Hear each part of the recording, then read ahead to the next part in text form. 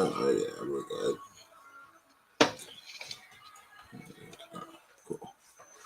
Ladies and gentlemen, the Wrestling Fans Podcast, Ringside Society, proudly presents to you 15 Minutes of Fandom. That's right. That's our segment where we actually take the spotlight and put it on one of our fellow wrestling fans that we feel stands out from the rest. And with that being said, here are the introduction.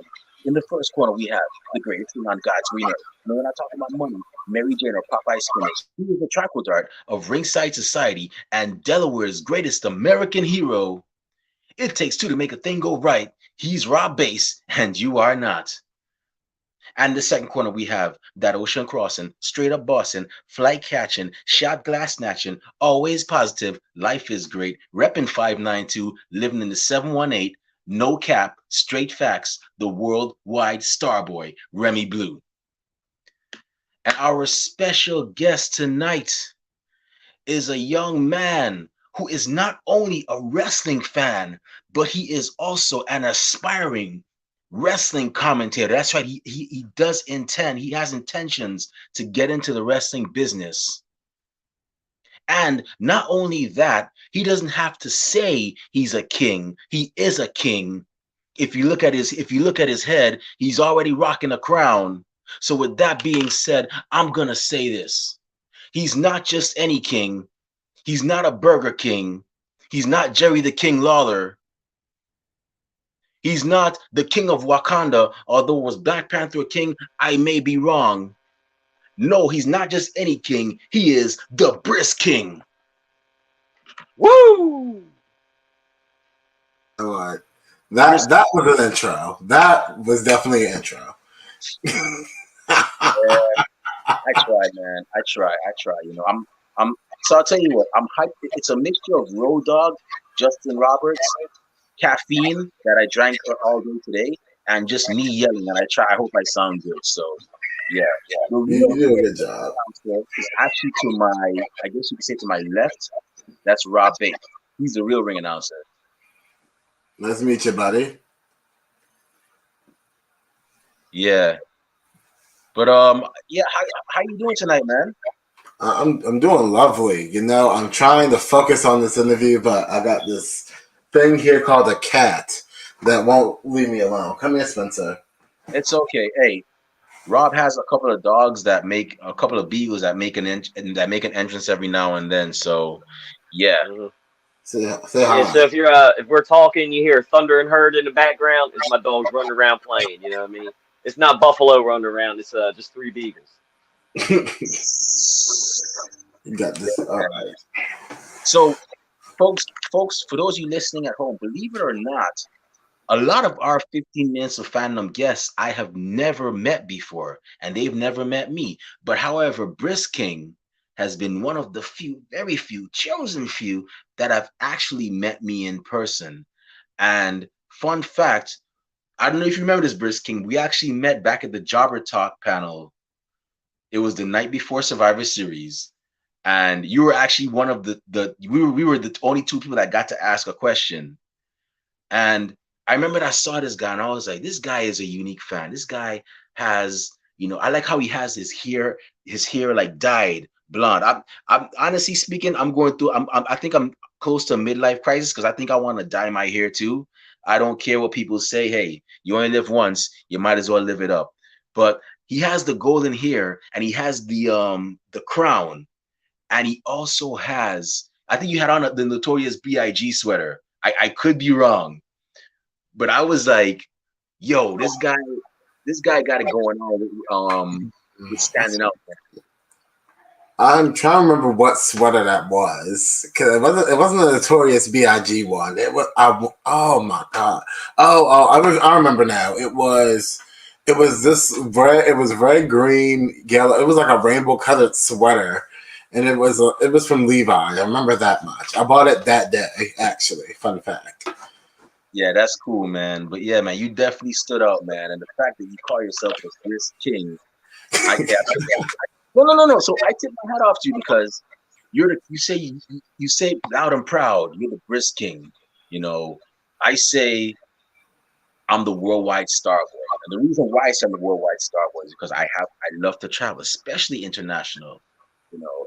And I've been on three continents so far. It's gonna be a fourth one real soon. Maybe Europe, maybe Australia. I don't know. Depends on how I feel.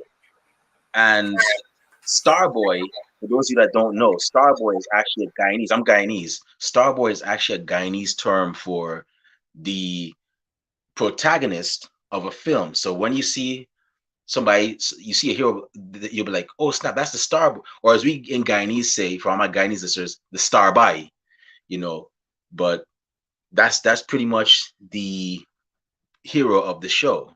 And and of course Rob here, he's Delaware's greatest American hero, and he says that with um, he says that loud and proud, and he lets you know that hey, he is him and you are not him. So yeah, it's all good, man. We all have nicknames.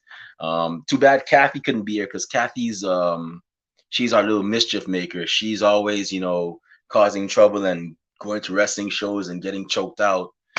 I don't know why she does it because I mean we don't have health insurance to cover her, but hey, or to cover injuries, but hey, I mean I guess she's balling like that. But yeah, man. But so you're in Maryland, right? Yes, yes, sir. I am from Baltimore, Maryland, born and raised. 23 long years of my life. Oh, yeah, I used to live in Maryland for a bit. I used to live in, I don't know if you know this place, Hyattsville. Oh, bitch, that's way out the way. Yeah, it's not too far from I guess not too far from Washington D.C. But I remember that vaguely. Like I was like I'd like to say 4 or 5 when I lived there, and I remembered I used to cry. I said, "Mom," because we used to visit New York. When we used to go back, I used to be like, Mom, I don't want to go back to Maryland, man. I don't care. And I used to be like, I can't stand this place. It's boring. But Right. so I gotta ask you, man, how did you become a fan of professional wrestling? How did it start? Oh, funny enough. Oh, I love this story. So I was about 7 or 8, I believe, and we were living. I was with my grandmother. We was at her house, and I think it was a Friday night, and my mom my mom and my uncle were having a conversation about wrestling, and I didn't know nothing about it. So when they were describing it to me, my mom put it on a TV for me, and I believe the first match I ever saw was Eminem versus Paul London and Brian Kendrick, and that had me hooked from the jump. To this day, those are two of my favorite tag teams. London and Kendrick's probably my favorite tag team of all time. I'll die on that hill. They're my favorite tag team. They're right up there with like the Legion of Doom. Like I love them, man. They're great. Ever since then, that was way back in 2006. And now fast forward to what is this, 22? It's been 16 long years. And you probably know as well as anybody other wrestling fan that especially if you're a fan of WWE, we have been through some really trying times as wrestling fans. Our loyalty has been tested. It's been times where I wanted to turn off the channel. It's been times where I gave up on it altogether and just stopped watching it as a whole. But overall, I'm always going to be a wrestling fan at heart. I keep an outfit still to this day, even though now I love that it's a lot more product to watch now because now we have so many different wrestlers to like and whatnot. It's not just one brand, one company. We have AEW, Impact. Well, Ring of Honor just got bought, but then we got NJPW, we got PWG. We have all these different companies becoming more mainstream and getting more attention. And now we have people I don't know. It's a great time to be a wrestling fan right now.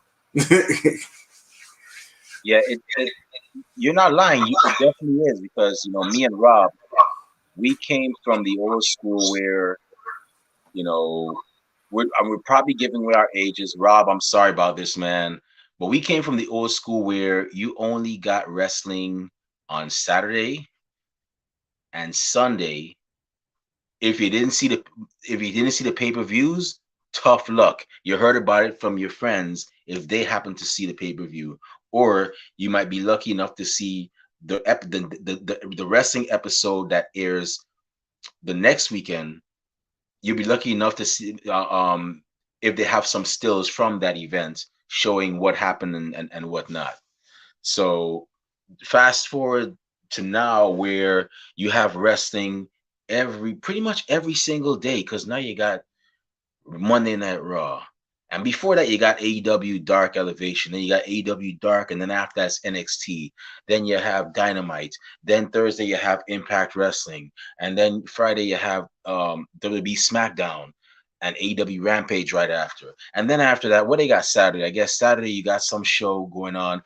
If you're that motivated, you have some show in your area, local area, and then Indie wrestling. yeah, and then Sundays, you know. Now these days, I mean, they have bars that actually show the events as well. So to look back at that, how far it's come. Yeah, you are definitely right. Now is a very great time to be a professional wrestling fan as well. Fun, and by the way, you, sir, have great taste in tag teams, because Paul London and Brian Kendrick are my favorite too. And I'm gonna tell you a story. So I was a huge London and Kendrick fan. Like, you couldn't tell me nothing. I don't want to hear about no other teams. Da da da da. That was my team. I liked them so much. I actually bought their only T-shirt that they had in WWE, and this was 2008. Fast forward to 2013. There's an FMW show in New York. I think it was Corona, New York. And yes, people, there's actually a place named Corona in New York. Don't get scared. This was way before COVID. And they had a show there. It was Family Wrestling Entertainment. And I actually went there, and Paul London and Brian Kendrick were there.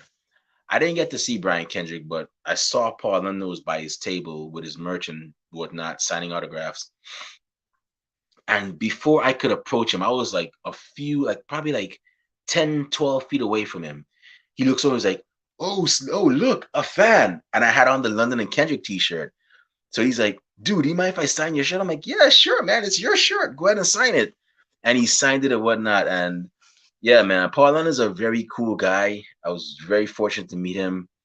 I think WB should have just let him and Kendrick have their own creative way in terms of character, because I think if done right, they could be up there with, Matt Hardy and Jeff Hardy and Chris Jericho and many. Because I mean, you've probably seen by now, Rob. I know you've seen. There are certain wrestlers where you let them do their own thing. You just tell them, hey, create whatever you can, and when you leave them to do that, it's golden. So yeah, that's my London and Kendrick story as well. I just want to say I'm very jealous that you got merch for Paul London and Brian Kendrick, and then you got to meet Paul London. And don't get me wrong, Brian Kendrick was my favorite out the two, but the fact that you got to meet Paul London, I'm really jealous. I really want to meet those two wrestlers in particular. I met a whole bunch of independent wrestlers, and I met some pro wrestlers, but those are like the big two I want to meet. Like they're on my bucket list to meet. Yeah, man, those two are and the reason why I took to them so much because they reminded me of one of my earlier favorite tag teams called the Rockers, which was Shawn Michaels and Marty Jannetty. And so I saw so many similarities between the two, and it's crazy because Shawn Michaels actually trained both of those men. So I just got like nothing but rocker vibes from them, man, and I was happy. Like they were pretty. I was so upset when I saw Deuce and Domino beat them for those tag titles. I was like, these guys. I mean, I hated the gimmick, Deuce and Domino. I'm cool with Sim Snooker and I'm cool with Cliff Compton. They're great wrestlers, but I hated that gimmick. I was like, really, you couldn't give it back to Eminem or Miz and Morrison or something like these guys. Okay. Hot take. I personally feel as though the Deuce and Domino gimmick, while it wasn't the best at the time, I don't necessarily agree that it was a bad gimmick. I feel like if especially now, if someone took that gimmick now and ran with it, like let's go back to the fact that I love tag team wrestling. I my first ever wrestling match was a tag team match. I love tag team wrestling. When I was younger, I wanted to be a tag team champion. I wanted to be a multi-time tag team champion. I feel like when it comes down to a good tag team, if the wrestlers are good and like you said, they have free way with it to do what they want with the gimmick, the potential can be so good. And I grew up with tag team wrestling where they had managers, and they don't even do that no more. Like it's very rare that you have a tag team that has a manager with them. That's a woman at least. And at least back in like the mid 2000s when tag team wrestling was kind of at its peak, at least in WWE, at least a lot of them had managers that were really pivotal to their success. Eminem had Melina, London and Kendrick had the Ashley, LOD had Christy Hemme for that little bit of time. Like every tag team had kind of shown based on their own merits. Deuce and Domino, I feel like they weren't the best wrestlers. I think we can all admit that they weren't the best wrestlers. But I think personally, if they took the gimmick now and did that and did something with it, it would be a lot better. I think so, at least personally. Well, there is a tag team that looked similar to Deuce and Domino. I don't know if you've ever heard of them, but they're called the Metro Brothers, and you can look them up online and you'll see they come out with the aviator shades and the leather jackets and the white t-shirts. They did that in their early part of the career. The early part of their careers. Now I think they may have switched it up. But yeah, maybe you're right. But the whole thing was, to me, like, I think, okay, you came out with the 50s car, 50s music, and also you had Cherry, who came out on roller skates. And I just didn't, I mean, maybe it would have evolved, but I just didn't see it at the time. I just couldn't see it. And there's certain tag teams that you can see like evolving, and there's certain tag teams that you can see that are like, okay, they're just doing this just to do it, you know. But they're not. I wouldn't say they were the worst gimmick, but I'd say they're one of the worst. Like they're one of the ones I just didn't care for. You know, that's just me though. I I can respect that because even though I'm not naive enough to sit here and say during that period it was a very rough time for tag team wrestling, Oh especially over there on SmackDown, especially because London and Kendrick lost the titles to them. They went to Raw, and I'm thinking, oh, they're gonna go to Raw, get the tag titles over there. They don't ever get the titles over there. London, Paul London gets released, and then Brian Kendrick comes back to SmackDown. Meanwhile, we have Deuce and Domino having the tag titles. Then I think was it MVP and Matt Hardy who beat them? yeah. Okay, they beat them, and then I think Miz and Morrison beat those two. And then let me make sure I'm getting this right. Miz and Morrison beat them. Or was it? I don't know. It was a rough time for tag team wrestling over there on SmackDown for a while, and a lot of the good. I think from like I would say 2009 to like 2010, maybe even 11ish. The tag team division was kind of. I don't want to say mediocre, but I would say it has seen better days. It wasn't a lot of entertaining tag teams. Like it was very few diamonds in the rough, as they would say. But I don't know. Like I said, I love Paul London and Brian Kendrick, but I feel like once they lost their titles and then they went over to Raw and then they ended up having the careers that they had, I just feel like tag team wrestling hasn't really been that. How do I phrase it? It hasn't been that integral to the programming of WWE since like that time period. Actually, they did hold the Raw tag team titles, but it was very short. I think it was like for a week or a couple of days. It was very short because I remembered I was stuck at work and I was like, London and Kendrick are fighting. It was Kate and Murdoch that they fought, and I was so hot because I was like, you know, I was still stuck at work. It was past my time. I'm like, man, wrestling is on. I want to go home. I'm done with this. I did my time, but I was stuck. But I heard that they won it, and I think it was either for a week. I know it wasn't more than a week. It was either for a week or a couple of days, and then they lost them back to Caden Murdoch. But yeah, they were definitely a great tag team, and they pretty much proved that even though they were both small, they were able to hold their own as well. So, did you ever get to go? Although you didn't get to meet London and Kendrick, did you ever get to go to any WB events? So my first WWE event was Backlash 2008. My bad. I saw you. So I'm sorry. I forgot I saw your Survivor Series. But before that, did you ever get to go to any events before that? Yes, in Baltimore we have had plenty of Raw tapings, SmackDown tapings, even ECW tapings back when they were a brand. And we had a few pay-per-views like Extreme Rules. We had TLC. My first pay-per-view was Backlash 2008 when they had it here. I've been to a few WWE events. I've been to, I want to say, I think I've been to one Ring of Honor event, and it was here at UMBC. And that was where I got my picture with the Young Bucks. And I'm not going to hold you. I paid for the ticket for them, but once I saw the rest of the people who were there, like Cody Rhodes was there, Cody and his wife was there, the Young Bucks was there. They had a bunch of Japanese stars there. Who else was there? They had Jay Lethal. Like, it was so many good people. And I got my picture with the Young Bucks, and I was just like, man, I love wrestling. Like, I really love it.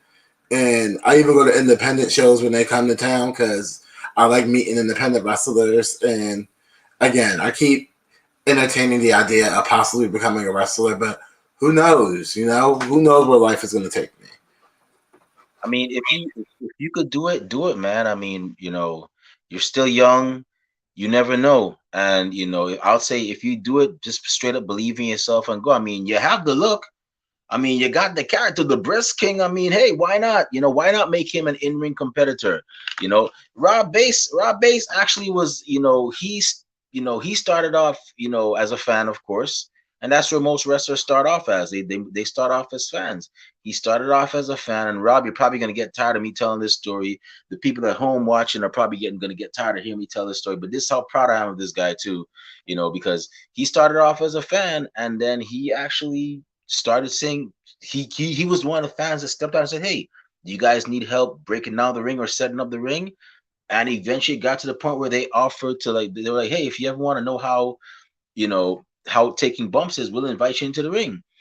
He did. He enjoyed it. He went to school. He did his training. Now he's a referee for 1CW, which is actually not too far from you. It's actually in Houston, Delaware.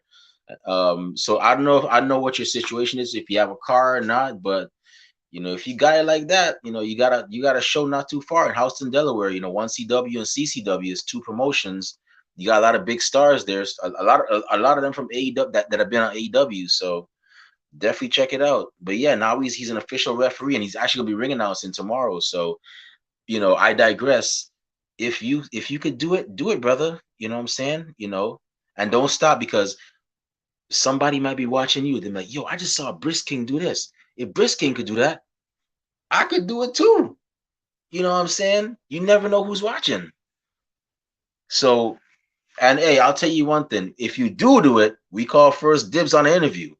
We want that Brisk King interview. You know what I'm saying? Absolutely. No problem. No problem whatsoever. You got that. You got my word on that. I definitely have that. Yeah, we've had several people actually get in the industry. I'm like, hey, if you do, let us know. We gonna have you back as our main guest. We're gonna put your picture up with the Ringside Society logo over there and say, yeah, we got this person coming back, but now they're not a fan. They're actually part of the industry. So yeah, man. We're always happy for people that take that leap, man. We're always happy. We're always cheering them on.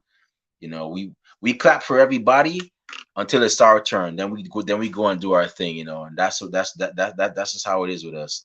But I just got like two more questions before. I know Rob has a couple of questions as well. So the Brisk King, man, I gotta ask you. I mean, if you don't want to tell us, it's so okay. But how did you come up with the name, man? Because I'm like, that sounds pretty cool. That's like a king that don't play. A king that's about his business. I mean, there's kings, but the fact that he brisk, like, yeah, you're going in there taking care of business, making things happen like a captain. Well, you're a king, of course. But how'd that happen for you, man?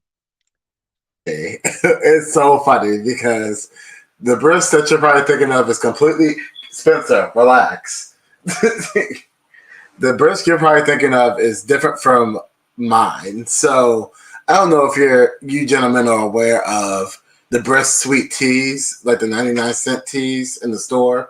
Hey, those be busting. Exactly. So when I was in high school, I used to buy. Where's the duffel? I wish I could find the duffel bag to show y'all. But I had the duffel. I used to get 20 Brisk, put them in the deep freezer, freeze them overnight, take them to school the next day, and sell them in school. And I would sell out every time. It would never fail. So then one of my friends joked around and called me the Brisk King. And at first we joked around with it, and then I just was like, you know what? That's really fitting. And then I ended up selling Brisk the entirety of my high school career. And that nickname, it stuck with me. And I took it with me to college. And I spun it into a whole persona. And now it's basically who I am. It took me, 8-9 years to get acknowledged by the actual Brisk company. Like when they called me Your Majesty, I was like, yeah, it's over. I'm officially the Brisk King. No one can take that from me. It's out there. That's my brand. And it's been, let's see, I started high school in 2012. This is August. It'll be a decade of the Brisk King. God, oh damn, that just put it into perspective. Wow, Hey, 10 whole years. but it's working for you because you stand out. You know what I'm saying? You stand out, and I mean, Brisk actually recognized you. So I mean, honestly speaking, I'm not just saying this. I'm not. This is. There's no cap whatsoever. I think you're onto something. I think you're onto something with that Brisk King character and the nickname and everything. I think you could definitely spin it into something that fans can actually enjoy watching, whether you're a heel, whether you are a face. I think they could definitely, that's something to get behind and definitely push to the max, man. And I personally think you should keep on keeping on with it. Honestly, I did some interviews with some independent wrestlers, and I always tell them like, if I do go to wrestling school and learn, if I don't become a wrestler because I'm fat and lazy, I'm fine with that. I can be a manager. That I love talking trash. I love it. So I'm like, if I can be a manager, like I don't think I'm ever gonna be on like Paul Heyman's level, but like if I can just be a manager that everybody wants to see get his ass kicked, but somehow, some way, he gets out of it every time, and he talks more trash on top of that. I'm just like, I feel like I have this character I have going for me is money. I just need to figure out how to properly monetize it and turn it into something profitable. Well, you're already starting it already because you have your own podcast, correct? Sir, yes, I do. Yeah.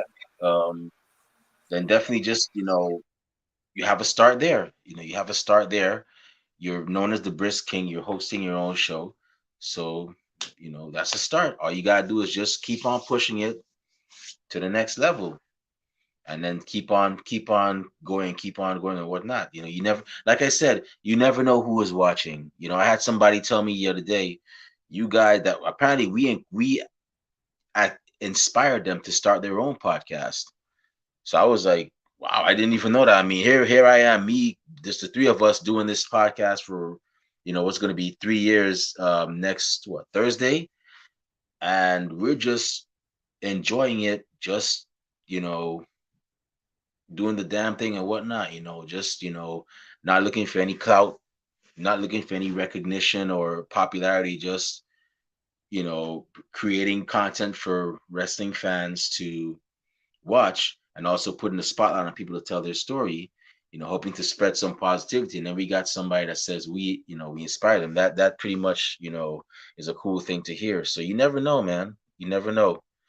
But So if you were to actually, so my last question, if you were to actually become a manager, who would be some of your inspirations? Who would be some managers that you would draw inspiration from? They don't have to be from like WWE, they could be from AEW, Impact, old school wrestling, indies, somebody we probably never even heard of. They could be from anywhere. It will be a mixture between Vicky Guerrero and Jimmy Hart. I love a good heel that is annoying. Vicky Guerrero, excuse me, excuse me. Every time she comes out, everyone lives for it. Jimmy Hart with the megaphone, there's no one more annoying than him. He is at ringside, not only talking trash, but he has a megaphone letting you know how much trash you are as you're getting beaten up in the ring. And then when you try to chase him, you get attacked by the people he's managing. Like, I just feel like those are two of the greatest managers in wrestling history. Vicky Guerrero does not get her flowers as much as she deserves. Jimmy Hart is not being talked about enough for me. I feel like those two people, and even now, Jimmy Hart is still kicking it. Vicky Guerrero still going strong. Like, those two people are what I aspire to be as a heel. As a heel manager for sure, definitely. Yeah, and it's funny you mentioned because I've actually had the opportunity to meet both of them. I got a picture with Jimmy Hart, but I lost that camera that had that photo on it. So hopefully next time I see him, I can get another photo. Jimmy Hart was cool. Vicky Guerrero, I met her almost 10 years ago in Miami, and she was a total sweetheart. Like once I met her, I could not boo the woman for like the rest of the time she was in WWE. I was like, I can't boo you, Vicky. Come on, man. We all know you're a sweetheart, man. Come on, I can't boo you no more, man. I'm sorry. I mean, you know, but you just gave me a vision of somebody coming through with a microphone saying, "Excuse me." I'm like, yeah, that you just gave me that vision right now. That would be crazy. But yeah, those are two to actually go with. Those two are two that actually like there are two great managers and definitely memorable.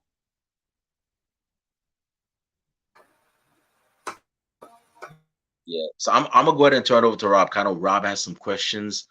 Rob, go ahead, man. The floor is yours. All right, sweet. Thanks, Remy. So what's going on, man? How's everything going tonight? I'm living my best life, man. How about you? Oh man, I'm doing the thing, man. Getting ready for the show tomorrow, man. Had to take down the ring, get it ready, for putting it up tomorrow. Getting pumped up. Got to do my ring announcing. Try and make sure I don't, sing any songs or whatever. So I got to keep Adele off my Spotify because I ain't trying to lose my voice or whatever. So, you know. Man, I can't believe you're a referee. I'm jealous. I'm really jealous. Yeah, man. It's yeah. I mean, hey, they always need referees, man. So even if you go there, you try to be a wrestler, it's like, oh yeah, I don't know if I can do this. Always need referees, all kinds of stuff, man. They'll find you something. Usually they'll find you something if you want it. So you're talking about doing interviews and stuff before you interview some indie wrestlers, man. So who were some people that you've interviewed, and what were like some of your favorites, if you have So, any? so the three that immediately come to mind are is my first ever interview with a wrestler. That was Paloma Star. Go ahead, Mm. Tata. I wanted my very first interview was Paloma Star, and then through her, I was able to get an interview with her husband, Cody Jones, who's also an independent wrestler. And then I did two interviews with him because our first one was so good. I was like, we have to come back and do a part two. And we ended up doing two of them. Then I did Joey Mayberry, who is a gay wrestler in the Chicago area. And those three, I talk about them a lot because every conversation I had with them, it was a good time. It was natural. I had a good time. I think Cody Jones is probably my most memorable because we had a great time talking about how his our interview was longer than all the other ones I had up to that point. So now, so it was like it was again. I get starstruck when I meet wrestlers, whether they're independents, big names, or whatever. Whenever I meet a wrestler, I automatically get shaken up. But I'm also like, I'm the Brisk King, you know. They like people love confidence. People are gonna respect a person that is gonna be direct with what they want and what they need. So I just channel all that into me being this character, and I'll just go and ask them, do they want to be interviewed? The worst they can say is no. So That's cool. Yeah. So do you have any interviews coming up? Or not right yet? no, not right yet. I'm in the process of trying to get my own apartment so I can have a full out studio. I keep Gotcha. I keep trying talking to with my co-host about us getting a place and getting a studio because we have all the equipment. We just don't have the space to really Okay. set up and make it what we want it to make it. So Hmm. once we get that situated, we'll be back. We'll be able to start doing it in person instead of doing it virtually. That's pretty cool. That's awesome. Yeah. Ain't nothing wrong with that. So you're talking about, I did see, like Remy was saying earlier, you wanted to be a commentary, sometime, in the future. Now, that's one of the things, I would be nervous to do, what I mean? Going in the ring, I've trained to do all kinds of stuff, if they don't want me to be a manager because you can't cuss, what I mean? It's a family show, what I mean? If I'm talking trash and doing all that, every other word out of my mouth is a cuss word, so, let's just keep you, reffing or something like that, so. Yeah, refing, I'm fine doing that. I'm fine going out there, ring announcing, doing this. Commentary though, I'd probably be like, I'd be yelling out the wrong move and stuff. I'd just be like, tope con hilo, just stuff like that, Sister Abigail, and they're like, what, I'm like, I don't know, I'm just yelling stuff out. I'd probably be like a Pat McAfee who, forgets all the the names of moves. So I'm assuming the question here is why do I want to Yeah, how be do a commentator? Yeah, how do you get in that mindset, man? Yeah, how are you getting in that mindset? Because that's one of the. So Whew.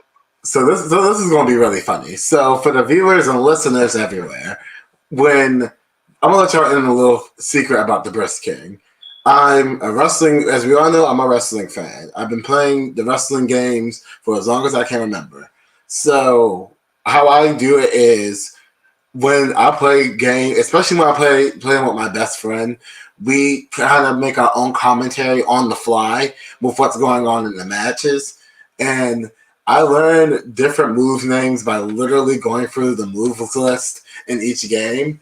Because in the wrestling games, they always most of the time have the moves by the actual government names, as I like to call them, and instead of just the nice nicknames that they get on like the indies or whatever. So it's like some of the stuff is basic, like a full Nelson or a fireman's carry or a hip toss, and then you get the world convoluted stuff when you get into like different net breakers and then different submissions and different holds. And it's I hear stories about how WWE's commentary, you have Vince constantly in your ear screaming and feeding you lines, and it's like I always say I feel like everyone does their best work under pressure. You want to see how good someone really is, put them under pressure. And I feel like I produce my best work when I'm under pressure. But I'm also like Vince McMahon. I hear so many bad stories about him. I don't think I could handle the commentary team over there because I feel like the second he yells at me about something that I don't like, I'm gonna get mad and I'm gonna take their hairpiece out and throw it. So Oh, I'm like you. I'm like I'd rather freestyle it and keep up with the goal of a commentator is to sell the match to the viewers at home. So as long as you make the match, elevate the match and make it sound bigger and more of a spectacle than what it is, I feel like as long as you do that, you got it made as a commentator. I'm not saying it's easy. I don't want no one to come in the comments and be like, my job is not easy, my career is not a joke. I don't want no one to do that. I'm just saying I feel like if you're confident, if you have confidence and you know the product and it's something that you're passionate about, I don't see why you can't do that. that's right. Now it's funny you said you play all the games. I used to play the games too, and that's how I learned a lot of the moves, right? Now there's this one move I can never find it on the game, right? It was called the Uranagi, right? I was like, man, that move is awesome, man. I tried to find, make a creative wrestler. I want to find it.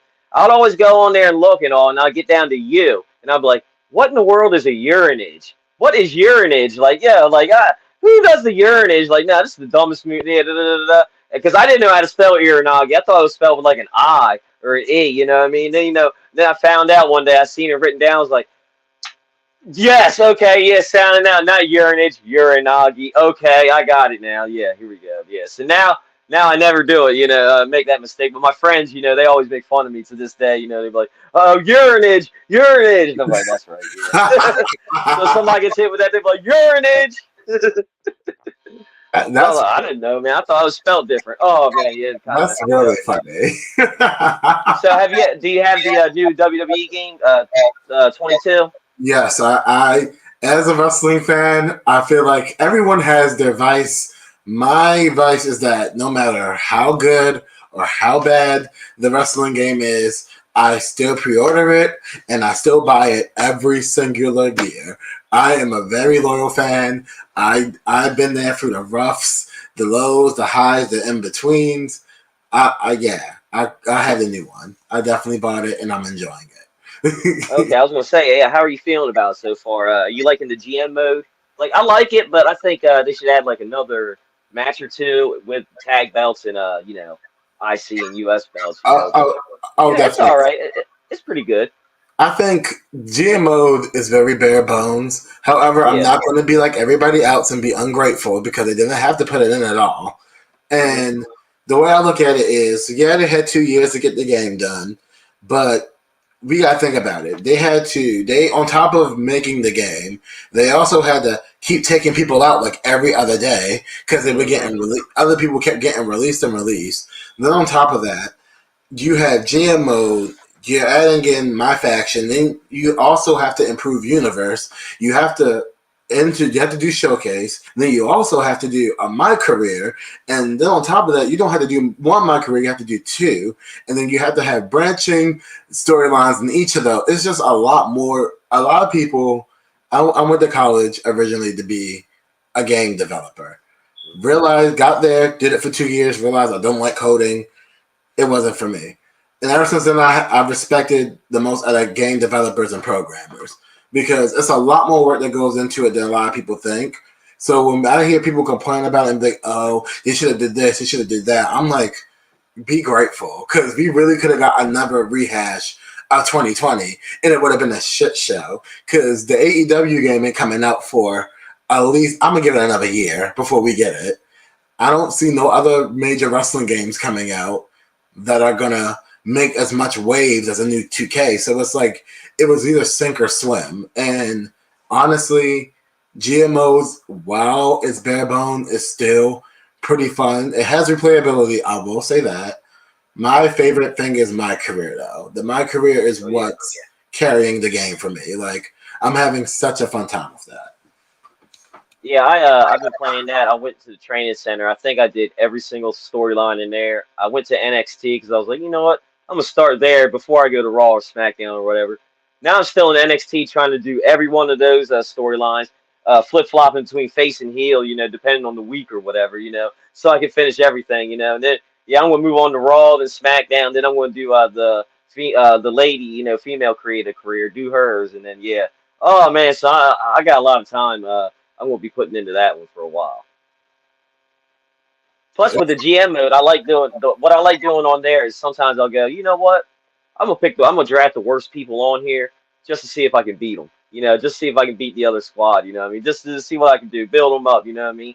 I'll even get the cheap people. Like it's like Farmer John or whatever, the dude that's out there, with the farmer hat, and I was like, all right, yeah, let's go.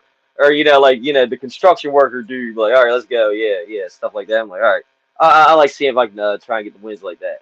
But the game's pretty fun. I like the gameplay. So I've been having fun with it. I'm glad you're liking it. I'm glad you're enjoying it. Yeah, I got it on Xbox, man. So if you got it on Xbox, anybody Xbox, you want to get a fun match or two, See, I'm a man of class and honor. I have a PlayStation. Oh. Sorry to disappoint the masses, but The Brisk King's a PS4 owner. That's all Sorry. good. Oh no, that's all good. Yeah, because I got the Xbox, and I also got PC and stuff. You know what I mean? Because I got that in case I can't get a PS5 or a new Xbox. Because I've been trying to get either or, and it's like, ah man. So Tell me about it. Tell me about it. You don't get me started. yeah, see, I'm not really one of those people. Like Xbox. I have a PS4 also, but I use my Xbox for most stuff. I like them both. They're both good. I like them both. PlayStation though, they got those exclusives, man. Especially for Miles Morales, Spider-Man. Just oh man. So I did want to ask you about your belts I seen you had, man. I was doing a little research and you got that Intercontinental belt. You got one of my favorite ones. The old school one with the white leather, man. I love that one. That one and the old school one, like with Razor Ramon. And then you also had the tag belt. Oh, you mean this belt? Oh This yeah. Oh man, I'm jealous, man. See that's one of the belts. If I had, I want to get, hang up. and all the belts I have this one, the Raw Tag Belt, the I have a lot. I have the special edition Eddie Guerrero WWE Mm. Championship because I thought for some reason I should spend $500 on a title belt, and honestly, I had it, so I'm not mad about it. But I bought that. I have. I'm forgetting one. Hold on. Give me one moment. It is. Yeah, because I seen the tag one, man. That was pretty cool. I was like, yeah, you got the Raw one, yeah, you got the IC belt. I was like, dang. The North American one. There we go. Ooh, yeah. See, I like that, man. I like the North American one too. I love these belts, man. Like once I do these little things where I go through little phases where I like to collect different things. That summer it was title belts. Now it's Funko Pops. I have a plethora of those. And I really want right now they just released the old school Raw and SmackDown belts like from like the mid 2000s, and I really want the SmackDown ones really bad. Those are my favorite tag titles. I love those, but they want $400 for it, so I'm trying to wait till they go on sale. Oh man, yeah, yeah. Save us some money for that. Wait for they go on sale or something, man. Oh yeah. Whew. Definitely. Now, before I, pass on back to Remy and stuff, I do want to say, thank you, for taking time out of your busy schedule, coming on chatting with us, man. I definitely had a blast. I wish you nothing but positive things for you, your podcast. Yeah, I hope, if you want to, if you do, you get into, wrestling, become a manager, ref, commentator, whatever you do, man. I hope you do that and you do well, and wish you nothing but success and all that good stuff, man. I appreciate that, man. Thank you very much. You said busy schedule, and I laughed because I'm the farthest thing from busy. But I'm glad. I really appreciate you guys asking me to be on the podcast. I love talking to people. I love having a good time. I'm glad that you had me here. I can't wait to be asked to come back. Well, we do have our prediction shows that we normally have for like WWE or AEW. We've been known to actually bring back past 15 minutes of fandom guests, so don't go too far because we'll be looking to have you back on real soon. But yeah, like Rob said, man, we really and truly appreciate you, taking time out of a busy schedule to like come on our show to make an appearance on our show and shoot the breeze about wrestling and your love for it and all that. We actually enjoy doing this because fans, we are the ones that make, you know, pretty much make a wrestling event what it is. We pretty much make it successful. I mean, if it wasn't, if it wasn't for the fans, they'd just be wrestling in front of pretty much nobody, or it would be pretty much be like the pandemic, the early part of the pandemic, where everybody was wrestling and there was nobody in attendance. So, the fans definitely do make a difference. And, we enjoy talking to, fans and so on. So, and like I said, we definitely hope that, you end up, reaching your goal. And if not as a wrestler, as a manager. And best believe once we see Brisk King has made his debut, we'll be knocking on your door. Hey, Brisk King, we're ready. Hey, let's talk, man. Let's talk. We're ready to have you back on the show for that Brisk King interview. But yeah, man. But don't go too far, man, because we'll be looking to have you back on real soon for one of our what you would call it, our prediction episodes where we actually run down a wrestling card. And we do it for I don't know if you watch AEW or Impact, but we do it for those as well.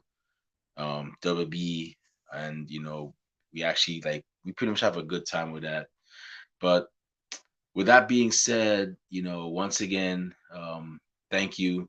And like I said, if you're not far from Delaware, man, check out 1CW and CCW. They have a lot of good things going on. Rob is gonna plug them in a minute. But before we shut this show down, where can fellow fans find you on social media when they want to talk wrestling, talk all things tag team wrestling, London and Kendrick, or find out, when the Brisk King, is making his debut, or matter of fact, I'm even say it into existence, when you become, I'm gonna say, because I know you're gonna make it, once you put your mind to it, you know, when the Brisk King makes his debut, where can fans find you on social media when they want to purchase merchandise as well too? And where can bookers and promoters find you as well too? I'm bringing that positivity right there. Oh wow! All right, so your fans can find me on all my social media platforms: Instagram, Facebook, and Twitter at Brisk King. On Instagram, I believe it's Brisk_King, and on Twitter it's Brisk King, capital B, capital K, with an underscore at the end. Follow me, add me if you want a good laugh. Definitely follow me on my social medias. I love to entertain. I love to make people laugh and smile. I love wrestling. I love Pokemon. I love anime. I'm a great time. I promise you. Uh, don't take anything I post on social media seriously. That is a disclaimer I'm going to tell you before you go see me on social media. If you're not ready for that, do not do that, because I am a completely different person online than I am in real life. But again, y'all can find me at Brisk King. Just Google Brisk King. I'm sure it'll pop up. I'm very full of myself. So, of course, I Googled myself. But again, thank you for inviting me here. I look forward to coming back. Yeah, we look forward to. By the way, your co-host is a wrestling fan too. Well, you mentioned you had a co-host. He's a wrestling fan as well, right? Yes, sir. My co-host name is Andre Anansi. He's definitely a wrestling fan as well. Well, tell him to hit us up. We like to have him on, man. We like to have him on, and once we have him on, we'll have y'all back on later down the line for one of our prediction episodes. So yeah, definitely tell him about us. Let us know, Andre, if you're listening, man. Hey, hit us up, man. We're ready to have you on as well too. But with that being said, it's about time for us to shut this show down. My eyelids are getting heavy. That means it's time for a nap. Maybe not. I don't know. But before I indulge in that activity, Rob Bass, the Mel Gibson to my Danny Glover, the Charlie Haas to my Shelton Benjamin, and the Ghost to my Tommy. Wait, the Tommy to my Ghost. Where can fans find you on social media when they want to talk wrestling, find out when your next appearance is, purchase Rob Base merchandise, and where can bookers and promoters find you when they want to book you for their shows? You can find me on Twitter, Instagram, and Twitch at Rob_Base82, and then Facebook, YouTube, Rob Base. And then tomorrow, Saturday, March 26th, you can catch me ring announcing for in Houston, Delaware for CCW. Well, no, CCW and 1CW. We got everybody out there, stars of indie wrestling, AEW, WWE stars. We have Big Cass is going to be there. He's wrestling Bad Banks for the 1CW world title. Kylan King's going to be there. The Renegade Twins are going to be there. Kayla Sparks, Kat Spencer, they're going to be in a gauntlet match for the title match network title. Yeah, and it's going to be an awesome show. It's doors open at 5. Show starts at 6. 2 shows for the price of 1. I mean, you can't beat that. Plus, it's a TV taping. It's going to be on TV. We're also on tomorrow morning, Saturday morning, 10 a.m. DelmarvaSportsNetwork.com. You can catch us on there 10 a.m. If you miss it, it's on right after. You can catch streaming, whatever, on demand or whatever, anytime after that. But yeah, we're on every Saturday morning, 10 a.m. And we also got a live show tomorrow, so definitely catch it. Catch it. You don't want to miss out. Yes, so y'all definitely check that out. If you're in Houston, Delaware, check it out. If you're in any of those surrounding areas, check it out. If you I know some of y'all work at the airport. If you got them buddy passes, take a flight over there. Check out 1CW, CCW, support indie wrestling because that is where most of your AEW and WWE stars come from. So why not be that one person that can say, "Oh, I remember that person when they were in such and such. I even have their shirt, not available on WB Shop, but I got it from an indie show, but you don't." So yeah, man, just definitely check it out, man. Like indie wrestling is a great thing, and you know they don't just do it for the money or the fame. They do it because they love it and they entertain us, the fans. So go ahead and support it. But if you want to find me on social media, not that I have anything cool to say, but who knows? Maybe you'll get lucky and hear me say something. You can find me on Twitter at the Remy Blue. You can also find me on Facebook under the alias Remy Blue. You can also find our podcast on social media. We're on Twitter and Instagram at Ringside Society. We're on Twitch at Ringside Society 2019. We also have a Facebook group called Ringside Society. Obviously, we're on Spotify, Blog Talk Radio still. Surprised we haven't left there yet. I gotta stop saying that. And last but not least, actually, we also have a YouTube channel, which is one of our major streaming platforms that we use. We have a lot of great episodes like this one. We've also had people like Katie Hebner, the daughter of Earl Hebner, Michael Martinez, undeniable Michael Martinez, the brother of Damian Priest, Marek Brave, who was the head trainer of Black and Brave and former tag team partner of Seth Rollins, and many, many more impressive people. Y'all go on YouTube, type in Ringside Society, and when you see that sweet OMG dark blue and light blue yin yang sign with the blue flames around it, definitely check us. Definitely check it out. Subscribe to all our videos because I'm telling you, we got a lot of cool stuff coming up, and you don't want to miss a thing like Aerosmith in 1998. But until then, what am I? Oh yeah, also one more thing. We also have a Teespring store where we actually sell official Ringside Society merchandise. We have T-shirts, we have long sleeve shirts, we have tank tops to show your muscles. We have also we also have coffee mugs for your favorite warm beverage. So definitely check us out. Get some merch. All proceeds go back into keeping this show afloat. It does not go into our pockets. Trust me. I'm still eating hamburger helper, and Rob is still eating Kool-Aid sandwiches. And I don't even want to know what Kathy's eating, but it's not the name brand cereal. But with that being said, we just want to thank you by tuning in tonight live. We really and truly appreciate it. To those of y'all that are going to listen to us later on, thank you very much in advance. And those of y'all that hate us, can't stand us, really and truly wish we'd go away. Well, like myself at a Golden Corral and Rob Bass at a taco festival, we're not going anywhere for a while. They hate us because they ain't us. We ain't stopping. With that being said, we just want to let everybody know that we here at Ringside Society are very well and aware. We obviously see it that everybody and their grandparents and their parents have a podcast. But we're not your grandparents' podcast. We're not your parents' podcast. As a matter of fact, we're not just any podcast. Hashtag we are not the same. Hey, yo, Rob Bass, one time for the mind, one time for the people, one time for the wrestling culture, and one time for Baltimore, Maryland's own aspiring wrestling commentator, the Brisk King. Woo! What type of podcast are we? We're the Wrestling Fans Podcast. That's right, we're the Wrestling Fans Podcast, Ringside Society, and we will be back next week with more interesting episodes. Watch out for our WrestleMania predictions episodes. And to those of you that are traveling to Dallas, be careful, have fun, but don't have fun at anybody else's expense. Be safe, stay healthy, and of course, you know I'm gonna say afterwards, be excellent to each other and party on, dudes. We out. Peace. See y'all. Good night. Stay classy, Delaware.